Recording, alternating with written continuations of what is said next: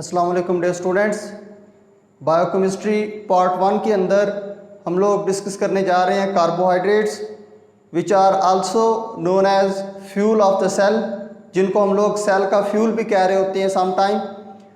आज के लेक्चर में हम लोग एक ओवरव्यू लेंगे कार्बोहाइड्रेट्स का।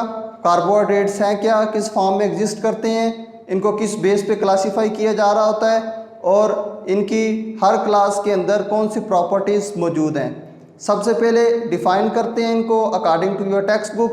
आपकी टेक्स्ट बुक में जैसे इसको डिफ़ाइन किया गया है according to your textbook, जो वर्डिंग यूज़ की गई है वो है कि these are polyhydroxy aldehyde or ketone subunits which on hydrolysis yield polyhydroxy aldehyde or ketone के अगर इनको हाइड्रोलाइज किया जाए तो ये क्या होंगी, यील्ड करेंगी पॉलीहाइड्रोक्सी एल्डिहाइड या कीटोन सब यूनिट्स। और ख़ुद ये क्या है, पॉलीहाइड्रोक्सी एल्डिहाइड या कीटोन।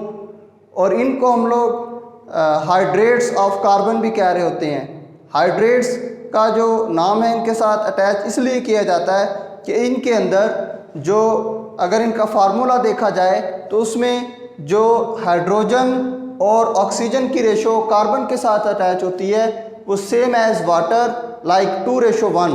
अगर इनको देखा जाए जनरल फार्मूला किसी भी कार्बोहाइड्रेट का राइट अप करते हुए हम लोग कहते हैं CnH2ON। तो यहाँ पे जो हाइड्रोजन और ऑक्सीजन की रेशो नज़र आ रही है सेम एज वाटर। जैसा कि पानी में हम लोग दो रेशो हम लोग उसको एक के बराबर कर रहे होते हैं, यहाँ पे भी 2:1 ही हमें मिलेगी इन केस ऑफ कार्बोहाइड्रेट्स। और उसके बाद दो बातें हम लोगों ने यहाँ पे रिपीट की, पॉलीहाइड्रोक्सी और एल्डिहाइड एंड कीटोन। सबसे पहले हम लोग जो चीज़ इनके साथ एसोसिएट करते हैं कार्बोहाइड्रेट्स के साथ वो है एल्डिहाइड एंड कीटोन। हम लोग आगे चल के मोनोसैकराइड्स को भी डिवाइड करेंगे, मोनोसैकराइड्स को फर्दर क्लासीफाई करेंगे, उनको क्लासीफाई करेंगे upon the basis of these functional groups which will present in these monosaccharides. These will either aldo sugars या कीटो शुगर्स। हम इनको एल्डो या कीटो शुगर की बेस पे क्लासीफाई कर रहे होंगे। ऐसी शुगर्स जिनके अंदर एल्डिहाइड ग्रुप प्रेजेंट हो उनको बोलेंगे एल्डो शुगर्स, और ऐसी शुगर्स जिनके अंदर कीटोनिक ग्रुप प्रेजेंट हो उनको क्या बोलेंगे, कीटो शुगर्स। तो एल्डिहाइड ग्रुप की अगर हम लोग आइडेंटिफिकेशन देखें, एल्डिहाइड ग्रुप के अंदर जो कार्बोनाइल कार्बन है, इस कार्बोनाइल कार्बन के एटलीस्ट एक साइड पे हाइड्रोजन का होना ज़रूरी है। ये एल्डिहाइड ग्रुप की आइडेंटिफिकेशन होगी किसी भी कार्बोहाइड्रेट के अंदर। और अगर हम लोग बात करना चाहें कीटो शुगर की, तो कीटो शुगर में इस कार्बोनाइल कार्बन के दोनों तरफ कार्बन का होना ज़रूरी है in case of ketonic group.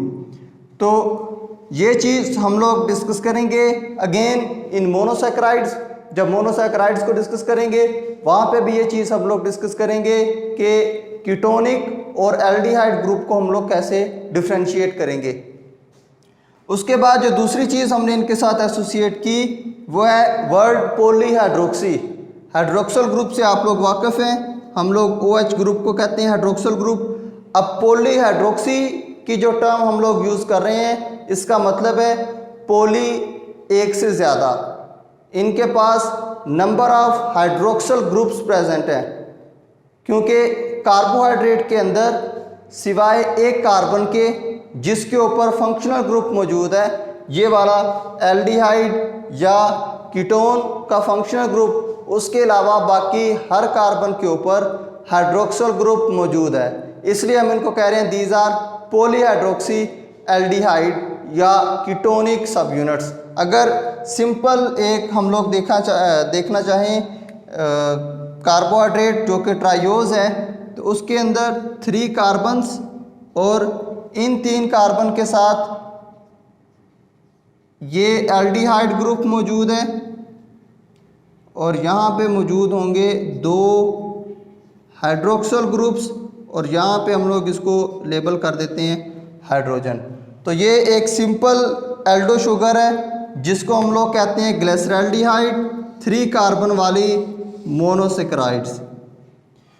और अगर हम लोग इसी में कीटोनिक ग्रुप को डिस्कस करना चाहें तो कीटोनिक ग्रुप 3 कार्बन वाली मोनोसेक्राइड्स, लेकिन कीटो फॉर्म में।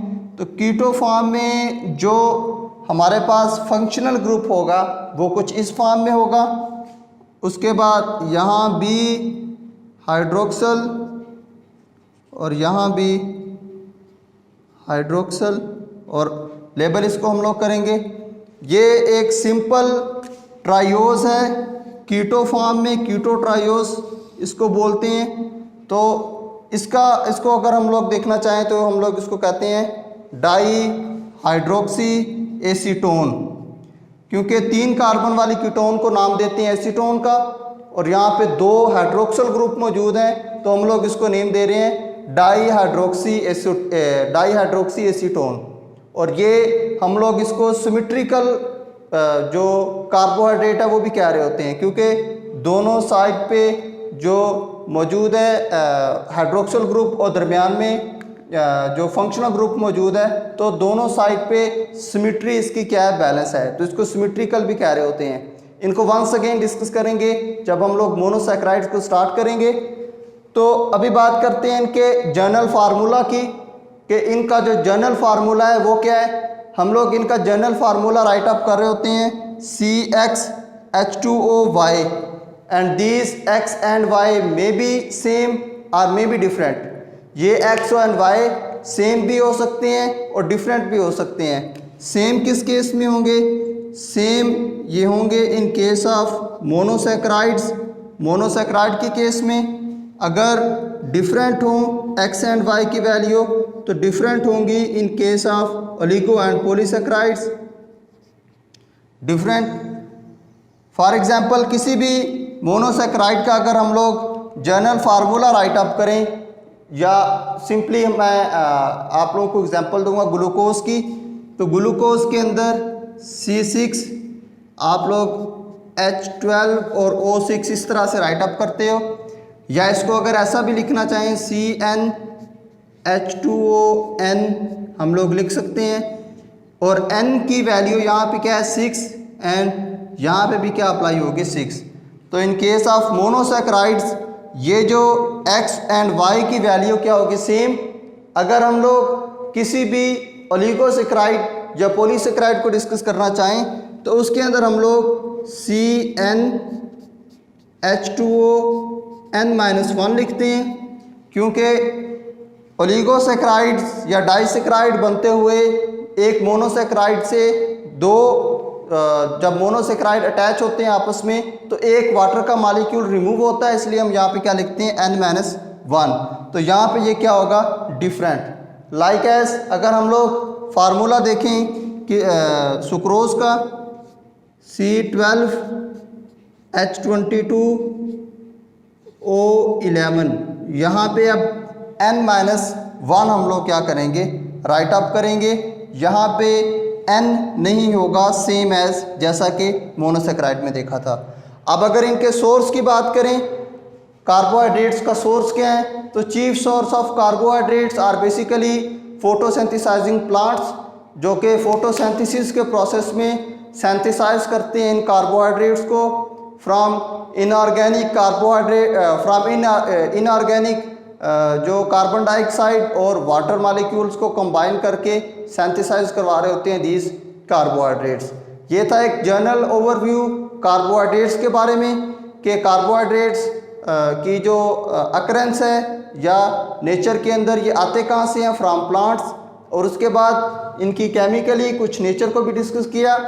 अब है हम इनको क्लासीफाई करते हैं इनटू 3 ग्रुप्स, 3 ग्रुप्स बेसिक बनाते हैं इनकी क्लासिफिकेशन के। हम लोग इनको कह रहे होते हैं सैकेराइड्स, बिकॉज सैकेराइड का जो वर्ड है वो ग्रीक से निकला है, जिसका मतलब है sweet in test.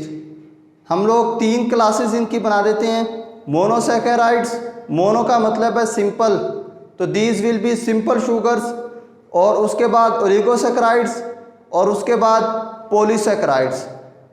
Her group के साथ हम लोग कुछ क्लासिफिकेशन उस ग्रुप की डिस्कस करेंगे।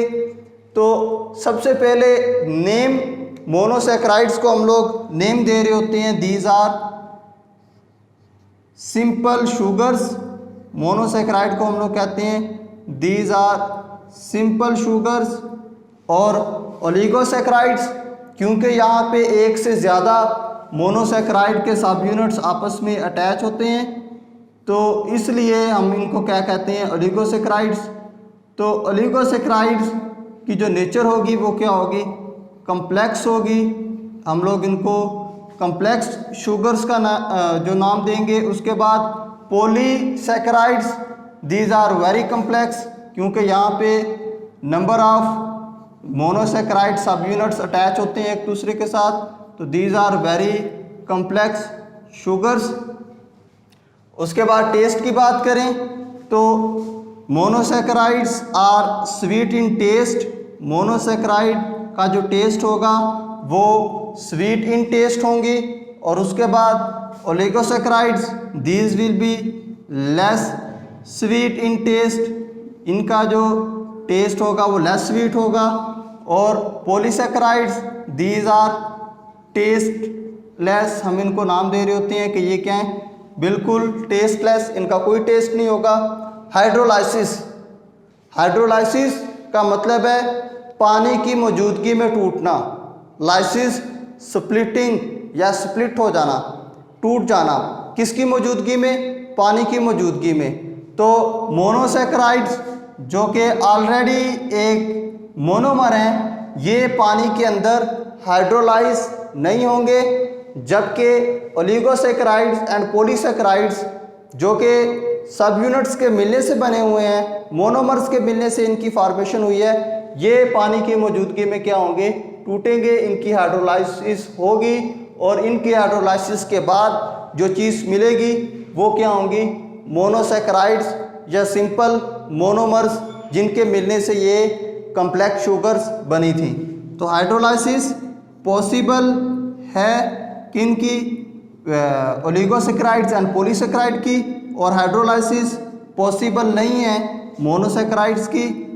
Oligosaccharides and polysaccharides are can be hydrolysed. और सॉल्युबिलिटी इन वाटर, पानी के अंदर सॉल्युबिलिटी देखी जाए तो monosaccharides are easily soluble in water, monosaccharides soluble है पानी के अंदर, जबकि oligosaccharides these are less soluble in water. Oligosaccharides की पानी के अंदर सॉल्युबिलिटी कम होती है। और पॉलीसेक्राइड्स को हम लोग कहते हैं स्पेरिंगली सॉल्युबल, और ये जो स्पेरिंगली सॉल्युबिलिटी होती है ये भी in case of hot water, cold water के अंदर ये भी सॉल्युबल नहीं होंगे। उसके बाद जनरल फार्मूला अगर देखना चाहें तो मोनोसेक्राइड्स का जनरल फार्मूला अभी हमने यहाँ पे देखा था, CnH2ON, फिर यहाँ पे जो N की वैल्यू है वो सेम होगी CnH2ON। यहाँ पे N की वैल्यू दोनों जगह पे क्या होगी, सेम। जबकि ओलिगोसेक्राइड्स का भी फार्मूला देखा, यहाँ पे CnH2O, यहाँ पे N-1, क्योंकि जब ये सब यूनिट्स आपस में अटैच होंगे तो इनकी बॉन्डिंग के दरमियान जो यहाँ पे ग्लाइकोसिडिक बॉन्ड बनेगा, उस दौरान यहाँ से एक वाटर का मॉलिक्यूल क्या हो जाएगा, रिमूव हो जाएगा, इसलिए हम यहाँ पे क्या लिखते हैं, N-1।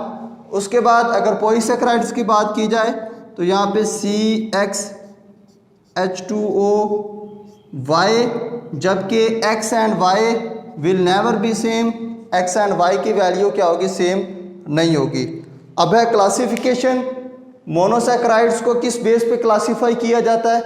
मोनोसेक्राइड को क्लासीफाई किया जाता है upon the basis of functional group, जो इनके अंदर फंक्शनल ग्रुप मौजूद है। अभी हमने दो तरह के फंक्शनल ग्रुप्स की बात की, एल्डिहाइड एंड कीटोन, और दूसरी जो इनकी क्लासिफिकेशन की जाती है वो की जाती है upon the basis of number of carbon atoms, जो इनके अंदर क्या हैं, मौजूद हैं। कार्बन एटम की बेस पे क्लासीफाई किया जाता है। अगर बात की जाए ओलिगोसेक्राइड की तो इनको क्लासीफाई किया जाता है upon the basis of monosaccharide सब यूनिट्स जो कि यहाँ पे क्या है, अटैच हैं। अगर दो सब यूनिट्स यहाँ पे अटैच हों तो हम इनको क्या कहेंगे, डाइसेक्राइड्स।